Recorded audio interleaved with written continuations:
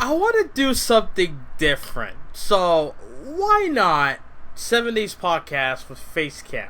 I want to see how things play out. So, again, welcome, 7 Days Podcast. This week we're going to talk about Raw, SmackDown. I'm not talking about NXT because I did not watch it yet. I'm recording this before NXT. So, without further ado, let's just begin, man. We have a lot of things to talk about. First of all, see, I'm watching SmackDown, okay? I won't lie. I went outside, got food. I came back. And then I missed SmackDown. 205 Live was on the TV. So I went back, and then I put on SmackDown Live to see what else did I miss. So we got Kofi Kingston taking on AJ Styles in the main event. Champ versus Champ, you know, New Day being the SmackDown and WWE champion. AJ Styles and the OC, United States and Raw Tag Team champions. They have the match, and all of a sudden, you have Roman Reigns after that match. You have Roman Reigns walking methodically backstage. You have Roman Reigns walking, just strolling backstage like, I'm just gonna do this interview real quick and then just be on my way. Because they keep building it up throughout the entire show. Oh, Roman Reigns is gonna have a challenge for SummerSlam. He's gonna announce his big challenge for SummerSlam, and I'm waiting. I'm like, who's it gonna be? Is it gonna be Samoa Joe? Is it gonna be Samoa Joe? After what we saw in Raw and last week, I think it's gonna be Samoa Joe. Not the case here. You have Roman Reigns come, and then Kayla Braxton's like, Roman, watch out! Oh! And then some hokey nonsense. The set fell down onto Roman, and he's first of all, before the thing completely fell, he's already lying down like he's he's flat, like he's just lying down on the ground already before the set even fell onto him. Before the set even fell onto Roman, he's already on the ground. That's number one. I mean, come on. What type of hokey nonsense is that? First of all, then I'm thinking, oh snap, somebody is out to get Roman. Okay, I'm thinking this, and then he gets up like nothing happened, and he's walking off. I'm like, bro, you could at least went off the air with Roman being knocked out, and then you have everybody guessing for the next week, even though it would have been a little bit of rushed but then again, we could have found out, well, what they should have done is, what happened with Roman Reigns, right? He got knocked down, he's down flat on the ground, getting knocked out by the set, right? He's lying down on the ground, and then we have people guessing, like, who's it gonna be? Was it Daniel Bryan? Because he keeps saying he's gonna make his announcement, but he's quiet. But in my head, I'm like, why would that be Daniel Bryan? That doesn't make any sense at all. Why would Daniel... Then again, this company does a lot of things that makes no sense whatsoever. So why does that even bother? So you got that. Then it's Samoa Joe. I'm thinking, okay, Samoa Joe is the suspect because fuck a Drew McIntyre. We're not having that again. Okay, forget Corbin, which we haven't seen Corbin since I think Stomping Grounds. I might be wrong on the night after on Raw. So it has to be Samoa Joe because they've been feuding for the past, I think, week or two now. So I was gonna say month, but a week or two now. Now people are saying it's Buddy Murphy because he was backstage. He was leaving the crime scene. So, but in my head I'm like, why the frig? Why would it be Buddy Murphy? But then I'm like, you know what? I'm open for it still. I'm not gonna lie to you. I'm open because Buddy Murphy being the one to come through and just be like, I want to get my ass on TV, and y'all just taking up all the 2 hours. I mean, we have the wild card, and y'all can't even get me on Raw. And y'all took me out of 205 Live for what? So, if it's Buddy Murphy, I'm not going to be mad at it. Buddy Murphy versus Roman Reigns. First of all, that means Buddy Murphy is not going to be on the kickoff show. That's number one. Number two, Buddy Murphy taking on a big opponent in Roman Reigns. So you got to give him that. He might lose, but then again, if Buddy Murphy's going to do something like that, it has to be a feud. It can't just be, a match. Oh, I did that for a match at SummerSlam. I mean, come on. No, that's just weak. Low key, that's weak. You gotta give him a feud. That feud is worth at least 2 months, you know? Not just a whole week before SummerSlam. So, there's that. So, let's get on with the news. Alright, so Wrestling Inc., okay? We got WWE reportedly lifts wrestling ban during commercial breaks. So, pretty much that ridiculous 2 out of 3 falls nonsense. Each fall, you know, it's like 30 seconds, and then we get a commercial break, and then we come back, and the second fall is long as hell, and then the third fall, well, pretty much, you know, right? So apparently they lifted that stupid ban. Thank you. No, wanna know what else they should lift? The term belts. You know, a lot of terms that they should just get rid of. You know, like they should unban, because it's ridiculous. How you go? I understand if you ban the word fuck, but belts? I mean, fam, come on. I'm sorry. Anyways, so starting last month with the June 17th episode of Raw, WWE created a rule where a match can go through a commercial break. However, there can't be any wrestling during that break unless it was an inset advertisement where the action can still be seen in a picture-in-picture window. The change was reportedly done by Vince McMahon, felt that legitimate sports don't play during breaks. Although that is not the case for the sports like golf and racing, the new rule led to the company regularly booking 2 out of 3 falls and elimination matches, which is freaking ridiculous, okay? WWE apparently dropped that rule this week on Raw. The Rey Mysterio versus Cesaro, Dolph Ziggler versus Seth Rollins, and the WWE Raw Tag Team Championship matches all featured wrestling during the commercial break. There were also no 2 out of 3 falls matches on Raw this week. Thank God! Keep it that way, please. Unless you're gonna do it on pay-per-view, don't do it on Raw. It's just ridiculous. It should be noted that there were some positives with the rule. During the short time that it was implemented, the ratings for Raw had increased 3%, which is excluding last week's Raw reunion. The Hour 1 to Hour 3 drop has also been less significant, as the drop has only been in the 2 to 5% range this month. There was even a 4% gain from Hour 1 to 3 for the July 15th episode, whereabouts the drop was in the double digits for the most weeks, often over 20%. So, thankfully they dropped this stupid thing, because I just can't do it anymore. I mean, it is ridiculous how you could have 2 out of 3 falls every week on Monday Night Raw and SmackDown Live.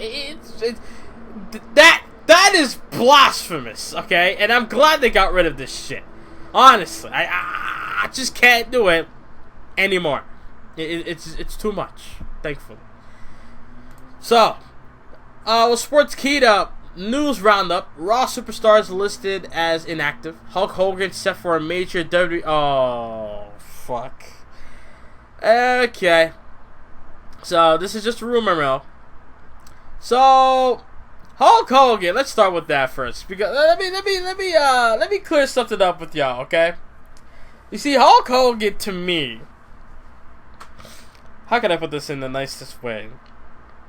Hulk Hogan, to me, should never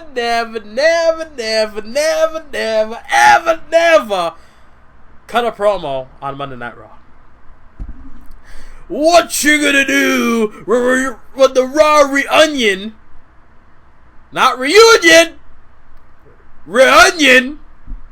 I am never letting that go, Hulk. Just like those people that won't let go of you saying those racist comments about 4 years ago. I will ever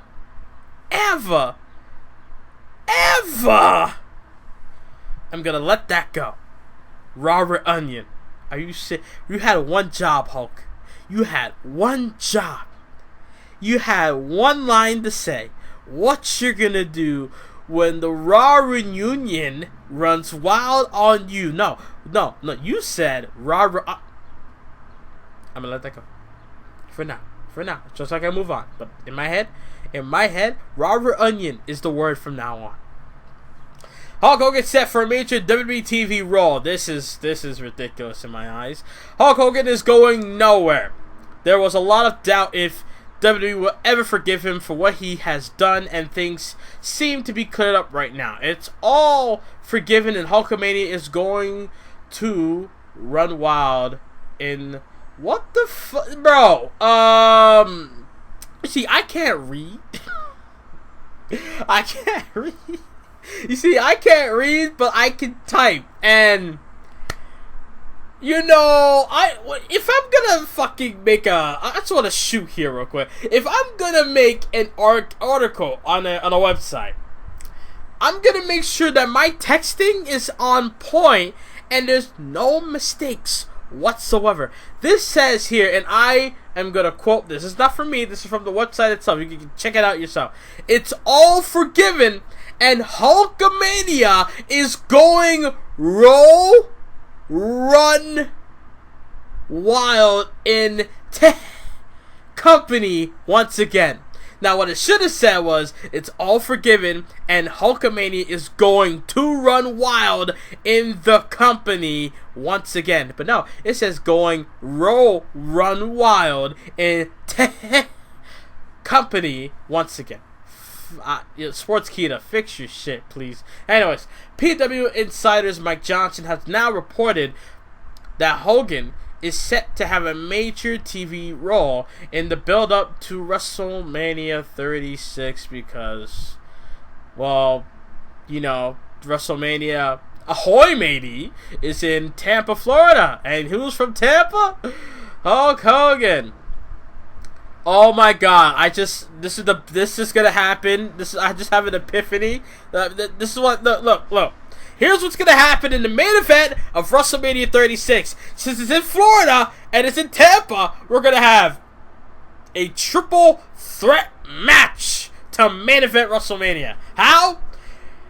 Roman Reigns versus The Rock versus Hulk Hogan. Florida natives are going to main event WrestleMania. I bet you that's what's gonna happen.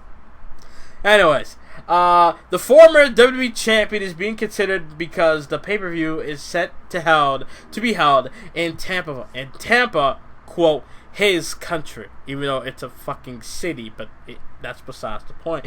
Anyway, Johnson was quoted saying, "It's Tampa, which is Hulk Hogan country, so perhaps the NWO makes sense. I haven't heard any definite names at this juncture." End quote there by Johnson. Rumors also suggest that NWO might be inducted into the Hall of Fame next year, which I thought it already has been, but I guess I'm wrong. The founding members, Hall, Hogan, Nash, are already in the Hall of Fame individually, and it won't be long before they are inducted as a faction, not a fraction. Oh, fucking sports kid. Fraction. Not a... Oh, God. I swear to God, man. I'm going to take a screenshot and I will post this shit so you guys will see it yourself. I'm not bullshitting. Faction, not a fraction, okay? WWE wanted Balor at SmackDown despite stomach flu. Y'all are fucking bloodthirsty. Holy shit. And, CM Punk was low-key right. Damn. WWE wanted Finn Balor involved at SmackDown despite having a stomach flu. The former Intercontinental Champion and Universal Champion, didn't write that down, but I'm just pointing that out because he's the first ever Universal Champion. Just saying. Was admitted to hospital straight away and is now expected to be on SmackDown Live this week, which was he? Yeah, he was. I forgot. My bad. He took on Dolph Ziggler on SmackDown yesterday. And Dolph Ziggler won because the Fiend got involved. According to Fightful's Sean Ross Sapp, WWE officials plan on a backstage segment involving Balor and Nakamura with the champion attacking him. However, before they could do anything, Finn had to be taken to the hospital. Sean said, We're told that WWE officials realized that Balor left when they decided that they were going to film a segment where Shinsuke Nakamura took him out. We're told that Balor didn't know of the plans, and there wasn't any malice on his part. So yeah, they were going to use Balor at Smackville, which was a decent show, but in the end of the day, you know, what you gonna do? So we talked about this earlier with Roman Reigns getting assaulted backstage, right? Or getting attacked or whatever the fuck, right? On SmackDown. So, Sportskeeda with the rumors, like I mentioned with Buddy Murphy. Former Cruiserweight Champion spotted leaving the site of Roman Reigns' attack. So, always go to the heart of the matter. I'm not reading this whole fucking thing. Fuck that, okay? Heart of the matter. Roman Reigns currently finds himself in the middle of yet another heated feud with Samoa Joe, and on this past week's episode of Raw, the Big Dog was involved in an intense brawl involving Joe, Gallows, Anderson, McIntyre, Alexander as well. He didn't put that down, but I mean, Alexander was involved in that as well. Just saying. Unless you're talking about the backstage brawl, but you didn't put that down, so you weren't really clear. So fuck off. Anyways, tonight on SmackDown Live, which this was reported yesterday. I'm recording this on the Wednesday, on the 31st. Reigns was scheduled to announce his opponent for SummerSlam, but as the Big Dog made his way over to the backstage area to get to the interview with Kayla Braxton, a set of steel steps fell over him. EMTs quickly got to the scene and started examining Reigns. However, the former Universal and WWE champion declined help and walked off looking confused in order to end the show, which, in my opinion, was a dumb way to go. As pointed by Sean Cross,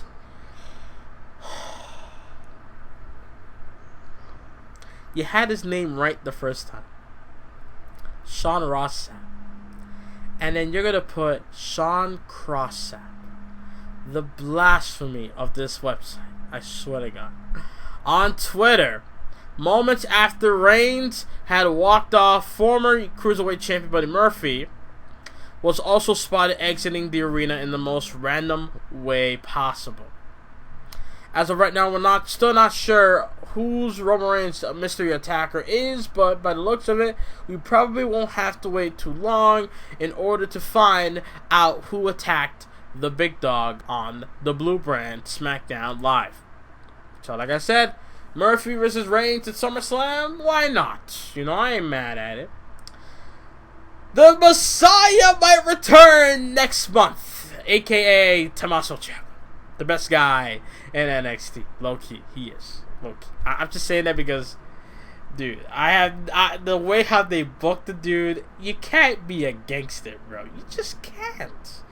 When you look at the things he's done, you just can't sit here and be all negative, be like, oh, he's over. How?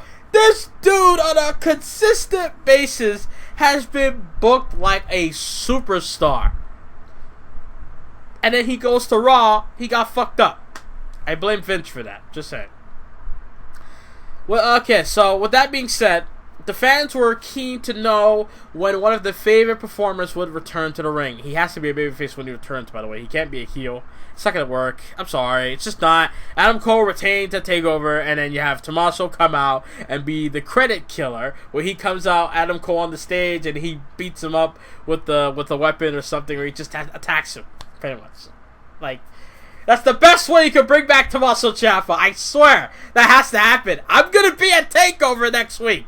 That has to happen. Please. He was set to take on Johnny Gargano on NXT TakeOver New York during the WrestleMania weekend, but was forced to relinquish the title at that point in time. The recent rumors now suggest that some details have been leaked by Fightful, I should say, through... though there is no guarantee, as these are mere rumors. He is reportedly set to make a return to the ring by mid-August. The match should return by TakeOver. Just saying, okay? So he's coming back at TakeOver. It makes sense. Come on. Not before TakeOver. Okay, no. Not after no, at TakeOver. Not before, not even after. It has to happen in my city, in Toronto, a real city, Toronto, Canada. Okay? Just pointing that out. Even the superstar himself tweeted out something positive recently, saying, I went tanning for the first time since neck surgery. I used a laid down bed. I didn't need to stack towels, felt zero discomforts, and did not lose feeling in my hands. Round of applause. Just saying. What's next? Well, Ciampa's return could see him go back to the NXT title chase, which makes sense. That he, or chase after the NXT title that he never lost, or get a role in the main roster. No, don't do that. Don't do that. As the management looks for a new face, the WWE has been trying to improve their ratings in recent times, and bringing one of the best heels to the roster could be a huge boost for either the red brand or the blue brand. No.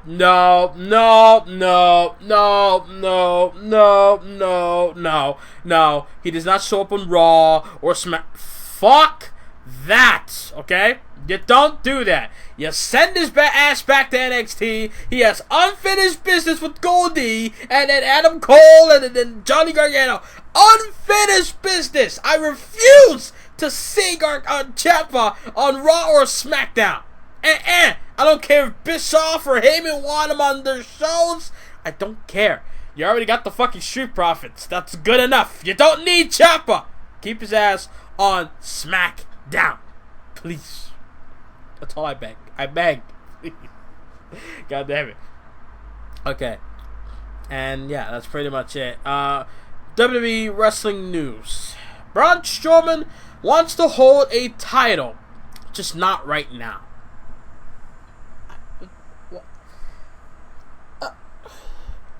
What? So you're saying you want to be a champion, but you're complacent right now. Is that what you're saying? I mean, Braun, let's be honest, Braun. You're boring as fuck. You come out, yeah, every time. You don't do much, okay? You had one good match with Lashley at Extreme Rules. I still believe that Bobby Lashley should have went over you at Extreme Rules. That's just me. Not you. Okay, you had your shot in 2017. You got murdered last year. Okay, ever since you teamed up with Nicholas at WrestleMania, from that point on, you've suffered. And you've sucked since then. I want to hold a title, just not right now. Okay, well, let's see what this has to say. This is from Sports Illustrated. Yeah. Braun Strowman, I will main event Wrestle.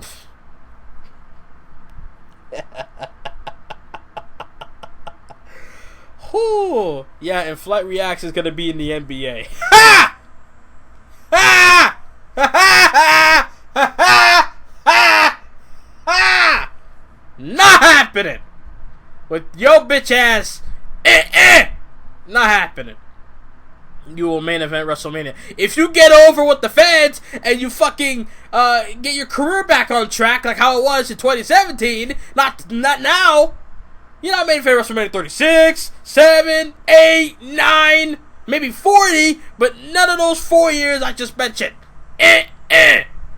I'm sorry. You're not worth main eventing WrestleMania. You're not even worth main eventing fucking Battleground. You're not worth main eventing Stomping Ground. You're not worth main eventing shit anymore. You're worth opening the pay-per-views. Not even opening. Kickoff show. That's where you belong. Start from the bottom and work your way up to the top again. You're not worth it anymore, Braun. I'm sorry. Lashley, from that point, from when you guys crashed into the set on Raw, to then having that last man standing match at Extreme Rules, from that point on, y'all, or Bobby Lashley should have went on to win the Battle Royale and go on to face Brock Lesnar in a unique matchup for the Universal title at SummerSlam. But no, we gotta burn it down, Mr. Company Guy, Mr. Cringe Get the fuck off my TV, Seth freaking Rollins. You know what? I'm never gonna get into this Braun Strowman shit. I really don't. I honestly don't care. I'm not gonna do it. No. I'm not gonna do it. No.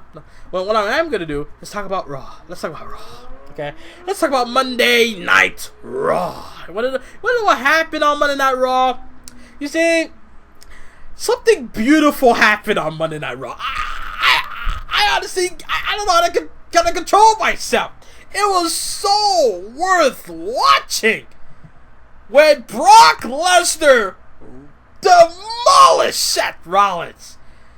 He got beaten, battered, victimized by the best Universal Champion in WWE history. Throw it at me, okay? And I'm comfortable saying that. You want to know why? Because when Brock Lesnar shows up, I get hyped. When I hear the first 3 seconds of that music of Brock Lesnar's, I get hyped immediately. When I hear Seth Rollins' music, I just sit there and not react one bit. So, now when people in Corey Graves and Michael Cole, Renee Young, oh, it's too much, Brock Lesnar, enough is enough, blah blah blah. When Brock Lesnar beat the living hell out of Seth Rollins, I swear to God, it was a euphoric feeling. It was a magnificent way to almost end Monday Night Raw. Now, people are saying, oh, it's like their WrestleMania build. That is bullshit, because if it was like their WrestleMania build, I would be begging Seth Rollins to take the title off of Brock Lesnar. Like how I was about 4 or 5 months ago. Well, no, I wish Brock could keep the Universal title and let somebody else beat him for it. Because is Seth Rollins worth winning the Universal title again? No. Unless you're going to have Bray Wyatt beat Seth Rollins and become the biggest heel, the biggest monster on Monday Night Raw, like I fucking planned it should be. You know, how do you have Bray Wyatt be the biggest heel, the biggest monster on Raw? Easy. It's so easy. It's right there in your lap.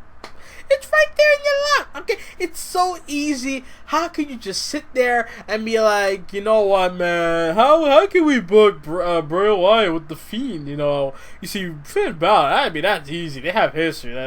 Come on, it's easy. It's right there. So you have the Fiend demolish Finn Balor, let him go take his break, because we don't really give a fuck about Finn Balor right now.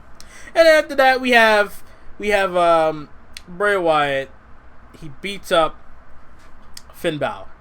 I don't know if it should be on the same night or Monday Night Raw after, but you have Bray Wyatt make his intentions clear that he's after the Universal Championship.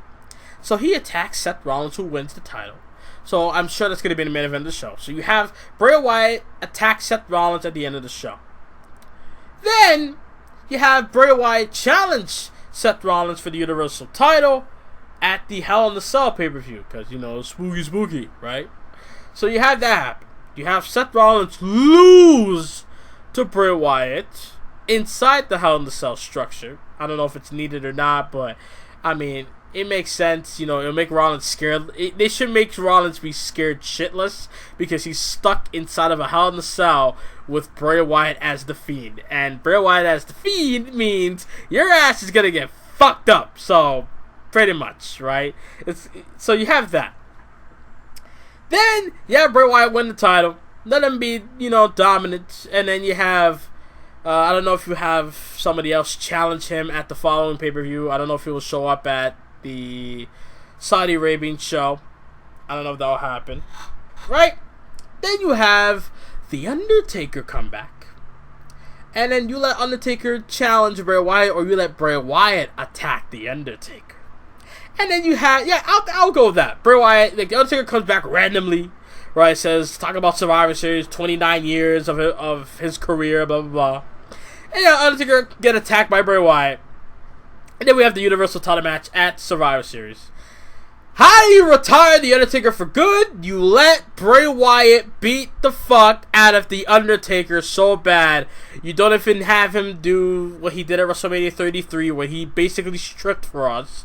And he fucking took off his hat, jacket, gloves, etc. You don't have him do that. You just let Bray Wyatt beat the fuck out of him, put him in a casket, and let him roll off to the sunset. And you never see The Undertaker ever again. Then you let Bray Wyatt, still be the champion leading in towards WrestleMania. Now, who do you have somebody new to come up and face Bray Wyatt for the Universal title in the main event of WrestleMania? You don't have somebody that's already established. That's where you go with that. You don't have Seth Rollins. You don't have Roman. You don't have Brock. You don't have anyone that's established. You gotta take someone new.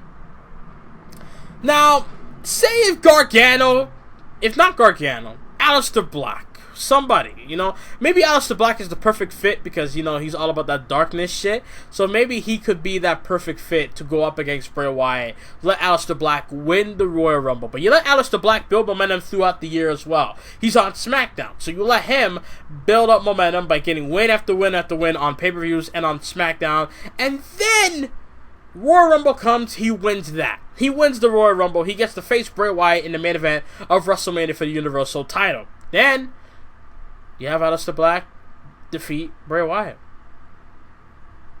And that's it. That's all I got so far.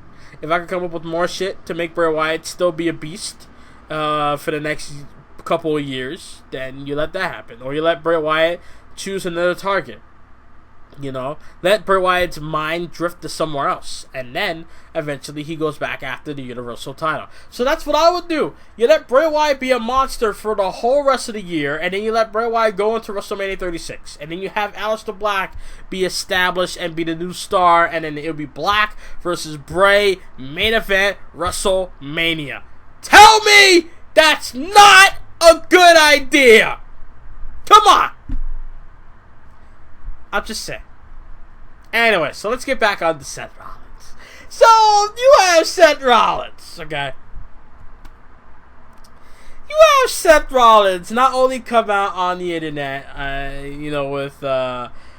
with interviews, talking shit, Ambrose or Moxley is over at the other company, so they're trying to take food off of my plate, even though your bitch ass is getting bare money, and you're talking about food getting off your table, off your plate. I mean, come on, Seth.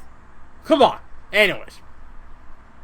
Then, you have Seth Rollins feud with his girlfriend, which, by the way, I heard that she wasn't happy with WWE exploiting the fuck out of their relationship on TV. And thankfully, and rightfully so, okay? I don't mind people dating or knowing about it, but I don't like it when people shove it down my goddamn throat. Just saying. So then, Seth Rollins, keep talking shit, using money to win arguments, saying Billy Gunn's line on Raw Reunion last week. If you're not down with that, we got 2 words for. Stop. Okay, just stop. You have Seth Rollins being cringy as fuck for the past 2 months, okay? And then, you have Seth Rollins also last week on Raw, on Miz TV, mock Brock Lesnar and Paul Heyman, talk about his face being all red and then... stop. Enough. Just stop. Quit it. It's not funny. You're not funny, Seth. So then this week, we have Seth Rollins versus Dolph Ziggler. Dolph Ziggler, holding Seth Rollins' leg while Brock comes to the ring. Michael Cole keep thinking, oh, it's a fraud. Brock Lesnar's music being hit. It's not real. Don't believe that yet. And then Brock Lesnar comes out. He comes out and he beats the living shit out of Seth Rollins.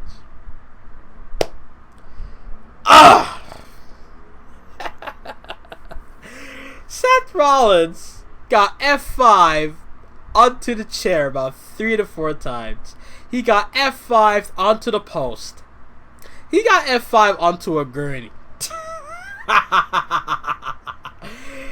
Oh, every time when he F5 Seth Rollins did Brock Lesnar onto the steel chair when the steel chair was in its seating position, I'm just like, one more, please. F5 onto the chair, F5 onto the chair, gut first, chest first onto the chair. I'm like, oh, blood coming out of your mouth. Oh, internal injuries. Aw. One more, please. And Brock Lesnar, F5 Seth Rollins onto the steel chair one more time. It was beautiful. And then I'm like, okay, I think they had enough. I think he's going to go away. And then he's on the gurney. They bring him into the ambulance, right? Becky Lynch sees it. Roman Reigns sees them like, yeah, Becky, that's your boyfriend right there. Yeah. Bitch ass boyfriend you got there. So he's rolling into the ambulance. And then I'm like, the only way this ambulance is going to stop is if Kane or Bray Wyatt is in it or something. There's no way they're going to stop. They're going to keep going. And then it stops. I'm like, why did it stop? Brock Lesnar was the reason why it stopped. Now, low-key, they stopped because he was in front of it. If they hit him any way possible, they could get... I don't know. I'm trying to think of it logically. Something could have happened. I don't know. But yeah, he stopped. They stopped in front of him. Now, low-key in my head, I'm like, well, if you don't listen to Brock Lesnar, you're going to get fucking dealt with. So Brock Lesnar stopped the ambulance. He got in the ambulance, took Seth Rollins out in the most vicious way possible. He just ripped him out of the ambulance. And then he just F5'd him onto the gurney. I'm like, Brock Lesnar is the best. Don't at me.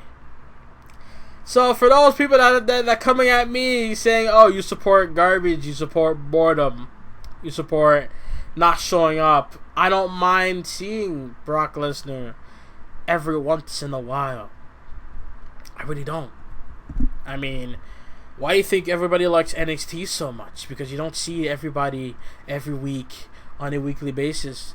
I don't remember seeing Ricochet every week on NXT like I do on Raw. I don't remember seeing Velveteen Dream every week on NXT. I don't remember seeing Matt Riddle every week on NXT. I don't remember seeing a lot of people on NXT. I understand NXT is different because, it's 1 hour show. Raw is 3 hours. But you don't need to show Ricochet and all the other guys every fucking week on Raw. You can have him chill 1 week, have him show up once, or at least like twice to three times a month is okay. Not consistently 4 months out of the whole. If there's 5 Mondays, he should show up at least 3 of those Mondays. And wrestle 2 or 2.5 of those Mondays. Not fucking every Monday of that month. Chill. You gotta kill this dude. So, I just want to get that out there. Seth Rollins getting fucked up by Brock Lesnar. If they don't make him sell the hell out of this injury, they're missing out. I'm sorry. I don't really care. I don't care of Seth Rollins giving him sympathy and whatnot. I'd be like, oh, it kind of sucks. He got beat up by Brock. Bleeding and his guts and his abdomen must be hurting. He must be in pain. No! That's not how I feel! I'm hoping that Brock Lesnar does the same shit at SummerSlam and retains the Universal title in my hometown in Toronto. But that's not going to happen. We all know what's going to happen.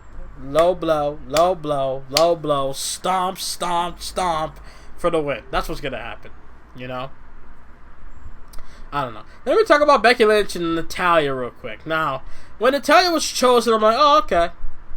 Alright, something, I don't want to say different. We've seen these guys feud before in 2016, right? So it's not really a first time, but it's okay. I can dig this. No, low-key I can. So,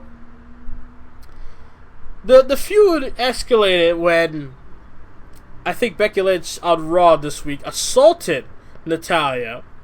When Natalya tried to learn how to get out the disarmer submission hold by Becky Lynch. So Becky Lynch attacks her. She low blows Finlay, say he's a traitor, and whatnot. So, while all that happened, in the end of the day, Natalya able to again attacked Becky Lynch after Becky Lynch had a match with Nikki Cross when she locked in the sharpshooter onto Becky Lynch. Now, when I'm like, okay, I like this from Natalya. Sharpshooter locked in, payback on Becky, right? And then she's like, let's have a submission match. Low key, that's a good idea. That is a good idea of Natty versus Becky submission match. Good idea. That's just my opinion, okay? So, in the end of the day, I fuck with it. SummerSlam might be a good show.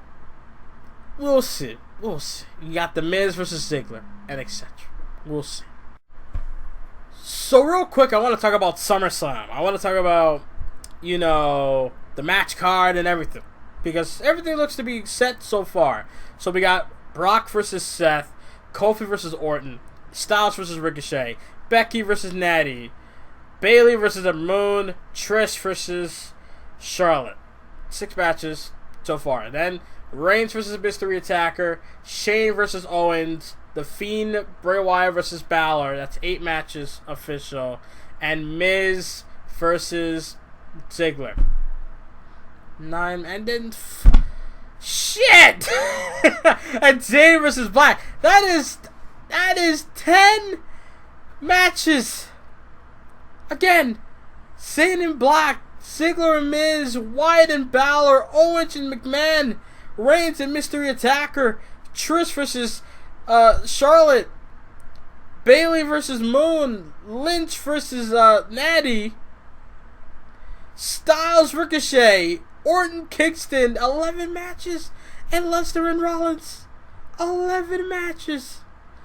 And then what's being rumored or being predicted is Ali versus Nakamura, since Ali pinned Nakamura on SmackDown. And then the Usos versus Anderson and no, that can't be.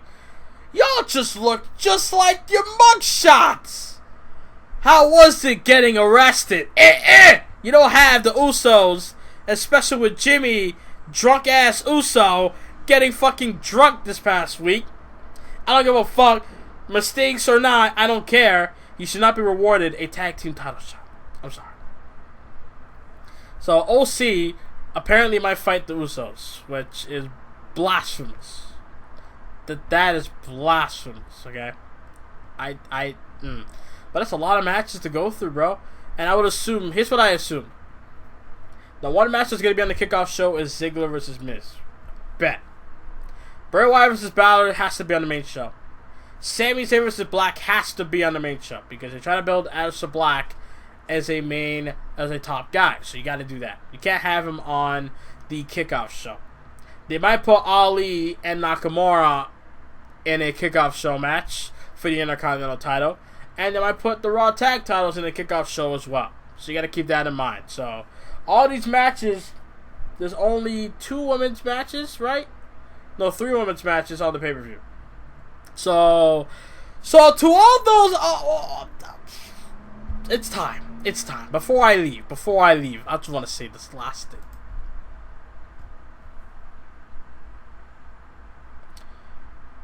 To all those bitches out there, hashtag give WWE women a chance. So 1 week goes by. The lack of women's matches, and y'all are throwing a hissy fit on Twitter about the women not being given opportunities, not being given longer matches. Becky Lynch versus Alexa Bliss took about, I think, 1 or 2 commercial breaks, so that's a long match. The tag team match on SmackDown Live, Bayley and Ember Moon taking on Alexa Bliss and Nikki Cross. That was a long match. I understand. I wouldn't have never would have Ember Moon and Charlotte Flair go at it one-on-one in 40 to 44 seconds. I would not do that. That's a match that could main event at SmackDown last week. Low-key, it could have. It should have, actually. What was important on SmackDown last week? What was it? Owens and Reigns, right? That nonsense, that should have been like in the middle of the show. Charlotte versus Ember Moon, that could have main evented the show. My point is this. Y'all always take something you see one week and then you bitch about it and then you go as far to make a hashtag trending on Twitter for so long, for like a day or two, without realizing that it was just 1 week. First of all, Raw was about the legends, and yet they still won't accept that. They'll be like, oh, so what? Men still have matches. Did the matches mean anything? No. The way how I feel about Roman Reigns versus Samoa Joe on the Raw reunion episode of Raw would be the same way I would feel if Alexa Bliss took on Dana Brooke, for all I know. Why do I care? Why is this on my television screen? So, my point is, it shouldn't matter on the Raw reunion show. It was about the old people from back in the day coming back, reliving their glory day for one night, just to rejoin with their friends and whatnot in the ring on Raw. That was exactly what that was. A quick ratings grab as well. And you guys are coming out here bitching, pissing, and moaning about what? Oh, the women didn't get enough matches. Oh, the women, they're acting like this is 2015, 2014, 13, 12, 11, 10, 9, 8, 7, 6, 5, 4, 3, 2, 1. You acting like all these years. You acting like it's all those years I just mentioned all over again. Where the women have tag team titles, elimination chamber matches now, and they main evented WrestleMania this year. Probably one of the worst matches of the night, but still, they main evented the show. And you're coming out making a hashtag, give WWE Women's a chance. Where is the logic there? Where? I don't see it. I don't understand it. So again, miss me with that bullshit, because I don't understand why that whole hashtag thing was trending last week. So this week, we had long matches, and at SummerSlam, we got 3 big matches on the pay-per-view.